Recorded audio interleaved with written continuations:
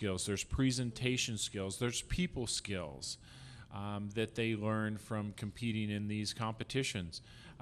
As we all know, it takes money, so there's fundraising that they learn. They learn to go out to the community and ask for help. So I think the students that compete in these events have a great advantage, and I know that my company is one of the things they look for on the resumes of their students to see what they have competed in any of these types of programs, and that is definitely gives them an edge. I think it's really important what you said about making mistakes, because a lot of times you want the students to make mistakes in a safe environment like this, and it's always, again, things can go wrong with their ROVs, and they have to be able to think on their feet and troubleshoot in a pressured situation, which is really, important. But you don't want them to necessarily make mistakes when they go out in industry where they can cost companies millions of dollars because they didn't know how to measure something correctly. So it's really important that we get them actively involved and engaged at younger levels so that they can apply these skills and apply what they're learning in the classroom, and again, make the mistakes and be allowed to make the mistakes to learn from it. Most definitely, most definitely. The teams, it looks like I can't see any activity out at the pool other than some of the adult mentors and some of the Carl Hayden staff members out there right now. Don't see our team yet. And just in talking about, again, the teams that have competed with these robotics competitions, I mean, that we're really creating quite a legacy in Arizona. And again, the corporations being behind this and really driving this effort to support these types of events and things, I think it helps it that we'll continue to do these things and bring NURC every single year, as long as we have support to do it, but also the teams to participate. So if there's educators out there or people who are wanting to start a team, we're trying to make it as easy as possible to do that and to participate in these competitions. So again, if you want to go to the H2O website, h2orobots.org, and look for the ROV in a box so that you can actually get started, or come down and next year when we're here, view the pit area, see what kind of designs people are coming up with, and see if you can't do something else on your own and think of a new idea. Yep. And the ROV in the box is a fairly inexpensive and a great way to start getting involved with underwater robotics.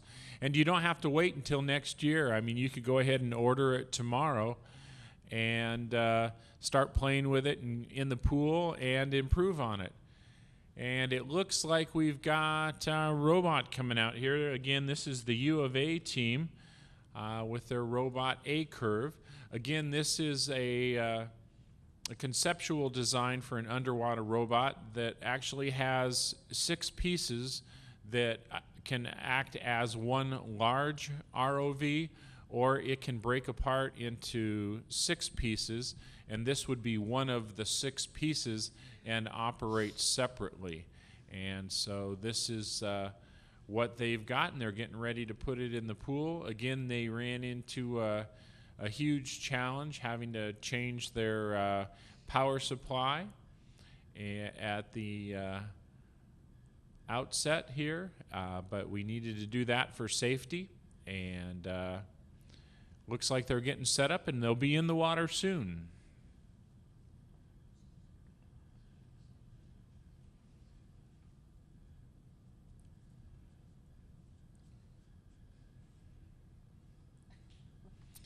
You can see their tether.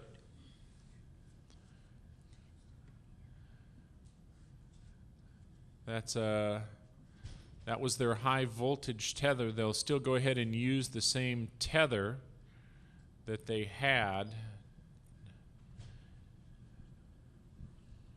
So Don, it's not really the voltage, it's the current that will kill you, right? The amperage. Amperage. Right. And it doesn't take much of that.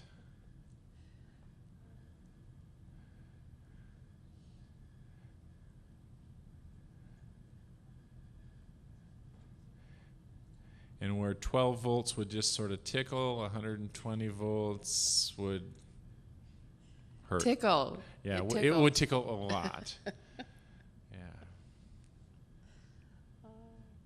Have you ever tested a 9-volt battery with a witch's kiss? Is that what they call it? I haven't heard it called that before, but yeah, I've had it done to me and done it to my younger brother. Here, see if this 9-volt battery is good. Well, just touch it on your tongue. And yeah, that was cruel. That's one way to do it. Yes. Yes, I could tell stories now, but we're going out over the web and I'd get myself in trouble, even though it was in high school. When you charge up capacitors and stick them under somebody's chair, on their stool, and yeah, they discharge. And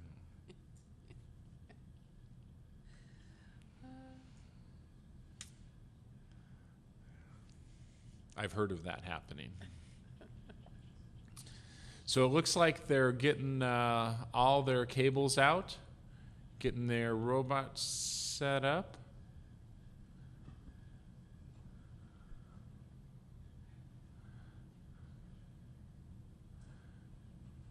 Getting everything connected here.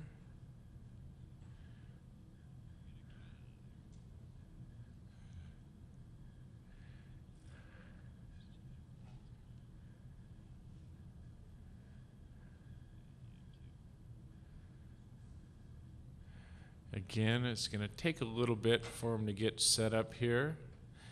They have 5 minutes to go ahead and do that.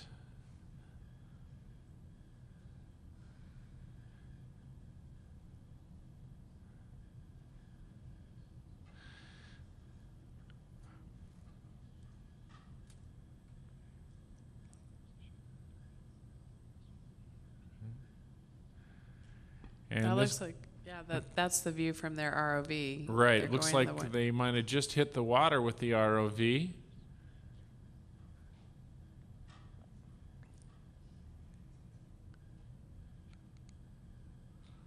There we go.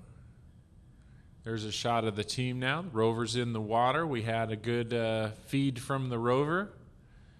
Team looks like they're getting ready to get in position at the controls.